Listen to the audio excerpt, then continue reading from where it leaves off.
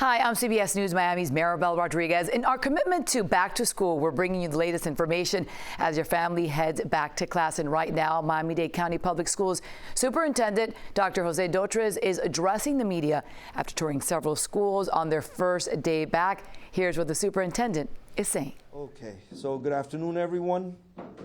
We're here at Charles Drew K-8 Center. This is a magnet school, but there's a lot of history here. This is where our magnet journey for our school district began 50 years ago. The first magnet program was established for this great district right here in the school.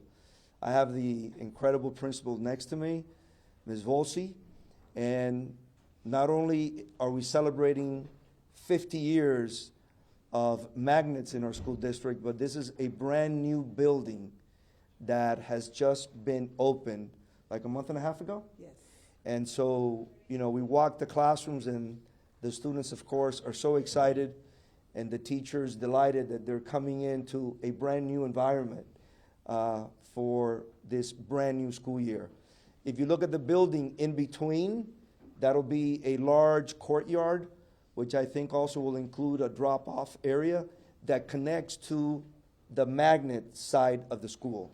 So it's a K-8, it's a magnet. We're celebrating 50 years of magnets, and we've actually grown from that 50 years ago to now 359 programs throughout our school district in 119 schools.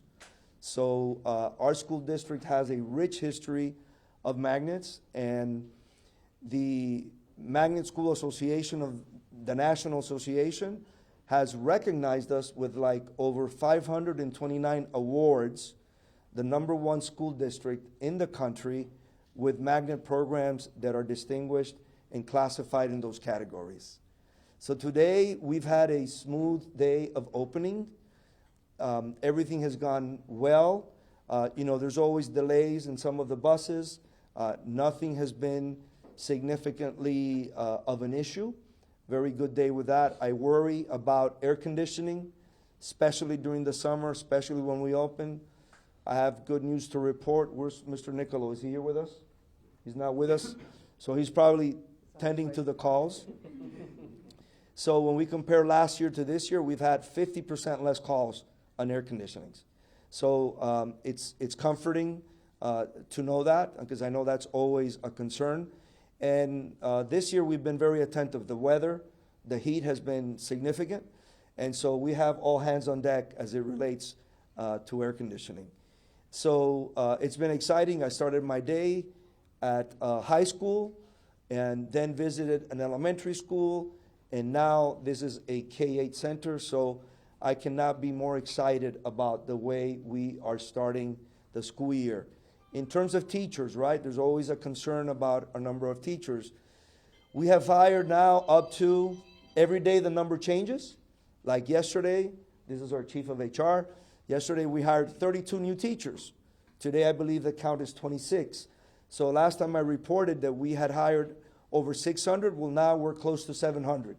To be exact, I think it's 692 new teachers, and we continue to hire. So just excited. There's Mr. Carl Nicolo. He probably was attending to an air conditioner just right now.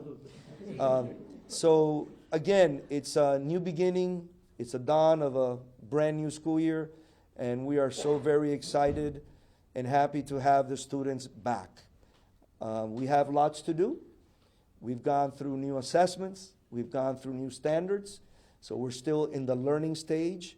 But again, like I stated earlier in the morning, the academic gains and the academic results that the district has demonstrated is showing us to be on a positive trajectory. So that's all I have to say for now. And behind me is my incredible cabinet.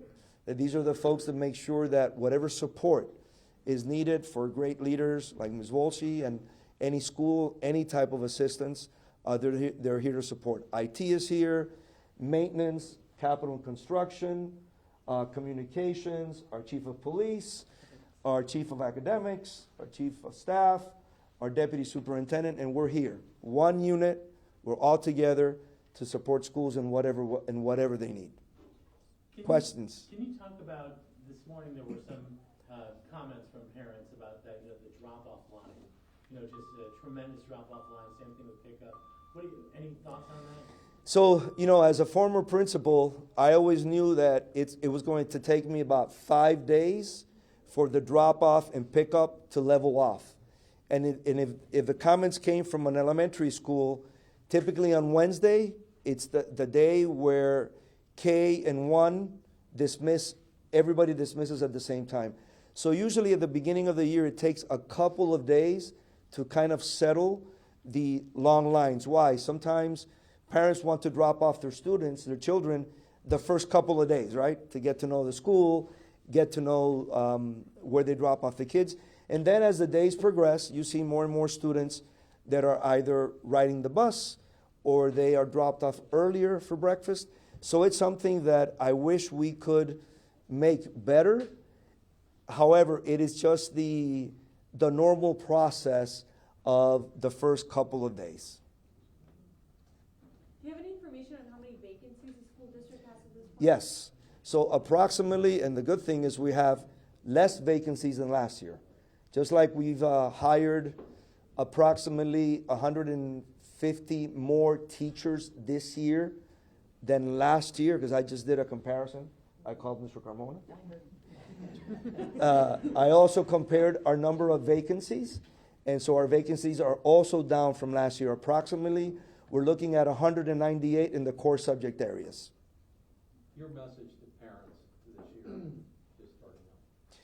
The message to parents is always going to be so important. We cannot look at students just as students. We have to look at students and understand that they're attached to a family. And many of them, their moms, their dads, or grandparents. The greatest message is to please, as parents, don't stay in the margins. Connect with the schools. Speak to the teachers, get to know them. Connect with counselors, connect with the principals. Don't stay in the margins again. Our school district is doing an incredible job, more than ever, of establishing programs to get a lot of messaging and education out to them through our Parent Academy. We've had over 70 workshops this year, over 220 videos available for them. This week, they're doing a session on teacher-parent conferences.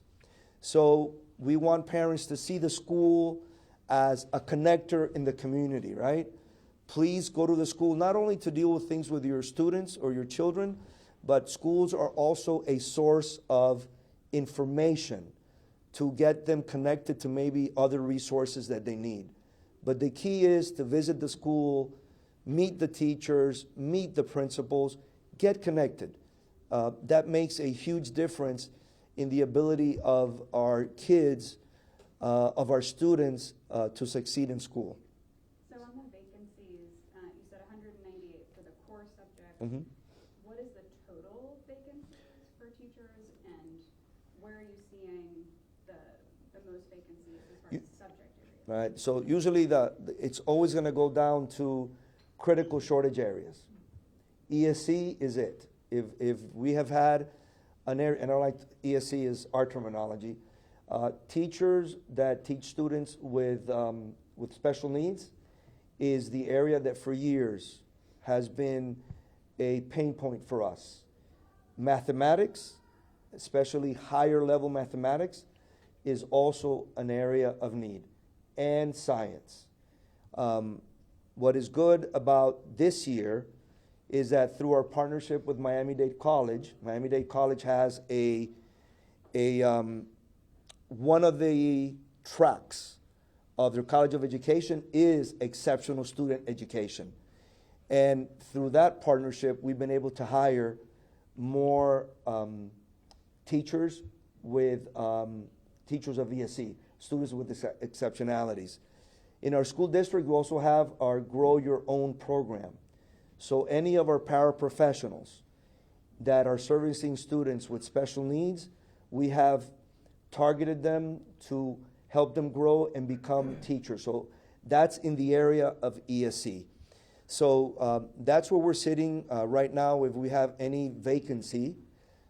So let me describe vacancies as what they are. We may have a vacancy that does not have student attached because maybe the formula generated the vacancy, but that doesn't necessarily mean that there are students attached to that vacancy because maybe enrollment doesn't materialize.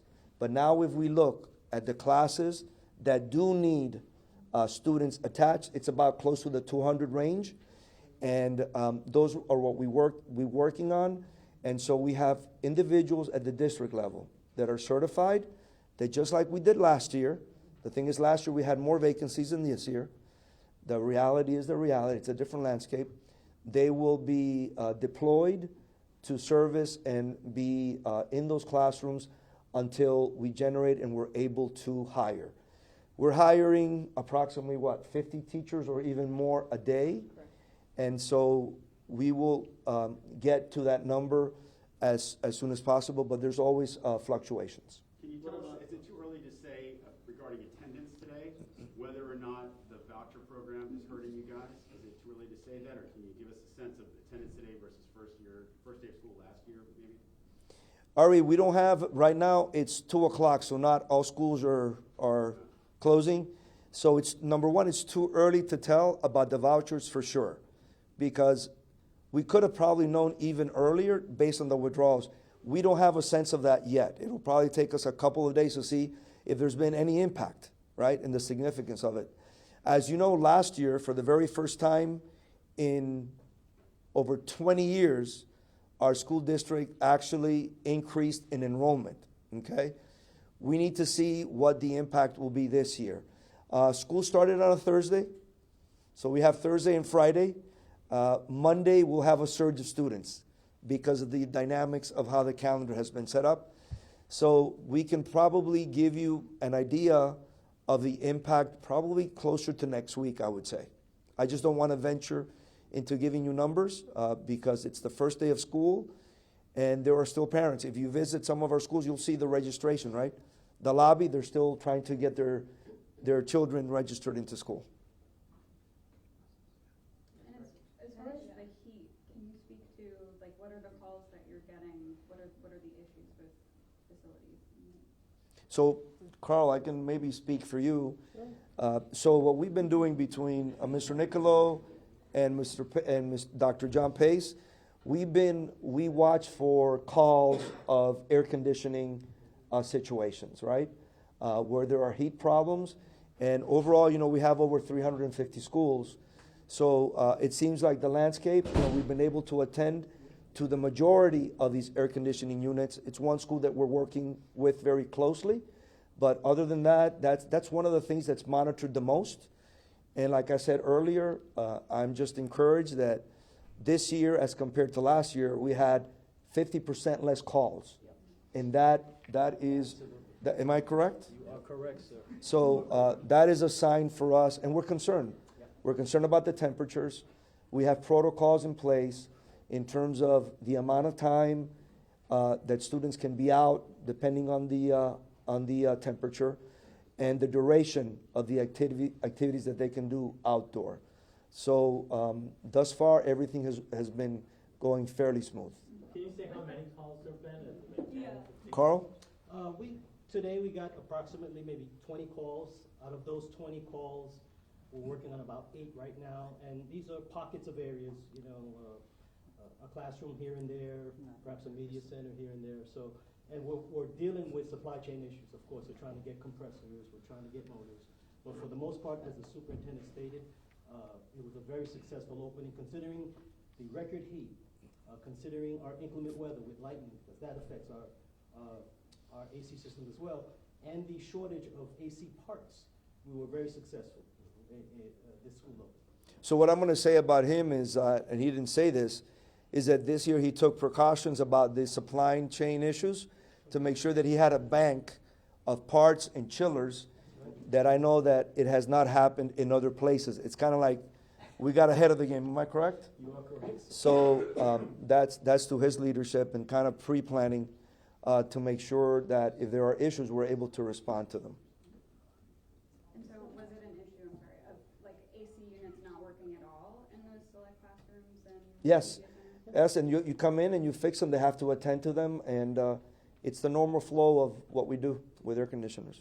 So just to be clear, the total number of instructional vacancies, which is how we've been describing the vacancy so far, would you put that number at 198 or near 200 right now? Near 200, right? Okay, It's just wanna 200. make sure. 200. Remember, the issue with vacancies is it's very hard sometimes to hone in on an exact number because remember, and this is important, right? Enrollment dictates the number of positions that schools are generating. So you may have openings that a school may not necessarily need because of the enrollment. And so that's why that number is never precise, but at least this number that we're giving you is of the known classes that have students needing a teacher, that number is solid, okay? Spoke about teachers, what about the bus drivers, are you short on that, or? We're fairly good. I think we're in a very good place with bus drivers. Based on the last data point that I have, I think we have, was it 20 openings of bus drivers? Correct. Today we ran 770 routes. All routes were filled. We have actually 20 positions of those 770 that we need to actually fill with a bus driver. But in the interim, what we do is we utilize management that have CDL licenses to fill those routes. This is a common practice that we've done in Miami-Dade County. We're always hiring. There's never enough routes. There's never enough bus drivers. So even though 770 is the count that we currently use today, the reality is there is no ceiling when it comes to routes. We want to push it as far as we can, and that comes with hiring. Every time we hire a new driver, a new route is established. Therefore, we're able to transport more students that need transportation in and out from each school. Okay. Ready for Spanish? En español ahora. All right, thank you, everyone. Thank you so much for watching. Catch the latest information on air and online as back to school season continues. We'll see you at 5.